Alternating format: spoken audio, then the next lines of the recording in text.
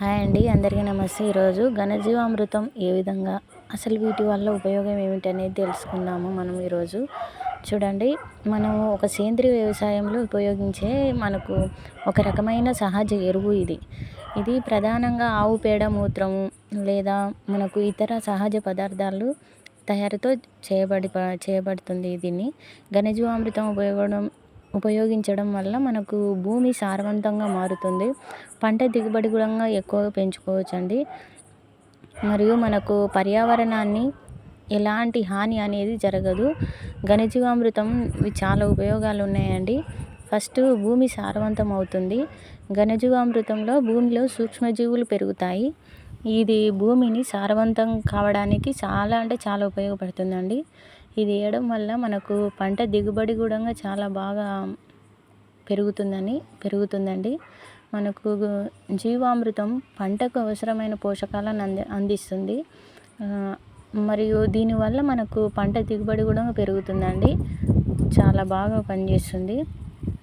జీవామృతం వల్ల రసాయన ఎరువులను మనకు అవసరం తగ్గించి సేంద్రియ వ్యవసాయాలను ప్రోత్సహిస్తుంది. ఇది మనకు పర్యావరణానికి మేలు కలిగించేది. జీవామృతం పర్యావరణానికి హాని అనేది కలిగించదండి. దీనివల్ల ఇది సేంద్రియ వ్యవసాయంలో ఉపయోగించడానికి ఒక మంచి ఎంపిక, చాలా మంచిది అండి. ఇది ఘనజీవామృతం నేలకు మనకు పొటాషియము మనకు మిగతా వాల్స్ అంటే మనకు పొటాషియం, ఫాస్ఫరస్ అనే దాని స్థాయిని అనేది చాలా మెరుగుపరుస్తుంది. ఇది సూక్ష్మజీవుల పనితీరు చాలా బాగా పనిచేస్తాయండి. ఇవి సూక్ష్మజీవులు మనకు చాలా బాగా పెరుగుతాయి. ఇది వేయడం వల్ల దీని పంటకు పోషకాలు చాలా అందిస్తాయండి. చాలా బాగా సహాయపడతాయి ఇవి. దీనికి మనం మామూలుగా ఇంతకుముందుకు ఏ విధంగా చేసుకుంటామంటే ఆవు పేడ, ఆవుమూత్రం, బెల్లము, మట్టి, ఇతర సహజ పదార్థాలు కలిపి మనము నిష్ఠిత పద్ధతిలో కలిపి జీవామృతం తయారు చేసుకుంటాము. జీవామృతము అంటే ఘనజీవామృతం చేసుకుంటాము.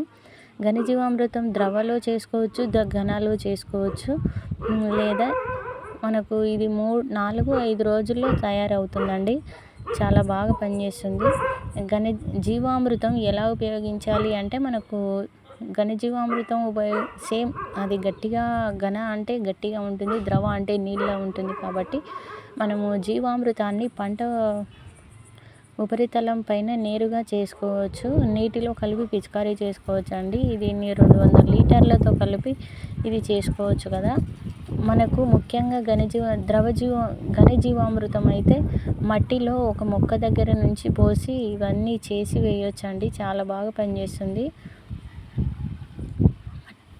మొక్క. ఈ విధంగా ఇప్పుడు నేను ఇది ఎందుకు జల్లి పడుతున్నానంటే పిఎండిఎస్ విత్తనాలకి మనకు పిఎండిఎస్ ఏ విధంగా బూడిద, బంకమన్ను, ఘనజీవామృతం, బీజామృతం 4 కావాలి. అయితే ఇందులో ముఖ్య పాయింట్ ఘనజీవామృతం ఎక్కువగా ఉండాలండి. ఘనజీవామృతం ఎక్కువగా ఉంటే దానికి కావాల్సిన పోషకాలు అనేది విత్తనం అనేది తీసుకొని విత్తనానికి కావాల్సిన వేరు వ్యవస్థ అనేది బాగా పెరుగుతుంది. అందుకోసమని ఒక లేయర్గా మనము ఘనజీవామృతం వేయాల్సి వస్తుంది. కాబట్టి ఖచ్చితంగా ఘనజీవామృతం ఎక్కువగా తీసుకోవాలి. ఇంతకుముందుకు పిడికలుగా చేసిన ఘనజీవామృతాన్ని మనం ఇప్పుడు జల్లి పట్టుకుంటున్నాము.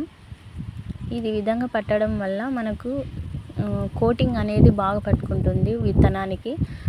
జల్లి పట్టకుండా అదే విధంగా దంచి వేసామంటే అది కోటింగ్ అనేది పట్టుకోదు. మనం ఇంతకుముందుకు లేయర్గా 3 లేయర్లు వేసాము కదా ఘనజీవామృతం, 2 లేయర్లు ఇది వేయడం వల్ల మనం మొక్క వేరు వ్యవస్థ అనేది చాలా బాగా ఎదుగుదల ఉంటుందండి. చీడపీడ పురుగులు అనేది పిఎండిఎస్ విత్తనాలకు ఎలాంటి హాని అనేది జరగదు. ఈ ఘనజీవామృతంలో మనం వేయడం వల్ల కోటింగ్ పట్టుకున్నప్పుడు దానికి చీడపీడ పురుగులు అనేది ఎలాంటివి నష్టపరచదు విత్తనానికి.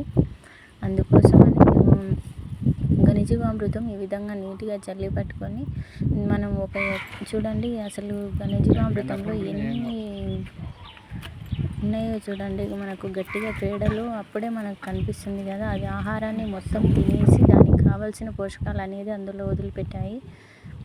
పేడకు కావాల్సిన మొక్కకు అందులో పేడలో అన్ని పోషకాలు ఉంటాయండి. ఈ విధంగా మెత్తగా జల్లి పెట్టుకున్నానండి. చూడండి ఎంత మెత్తగా అయిందో, అసలు చాలా బాగా వచ్చింది. ఇది 1 కేజీ ఉంది, 1 కేజీ ఘనజీవామృతం ఉందండి. నేను ఇది మొత్తం థ్యాంక్ యూ సో మచ్ అండి. ఎవరికైనా నచ్చితే లైక్ చేసి సబ్స్క్రైబ్ చేసుకోండి. Thank you.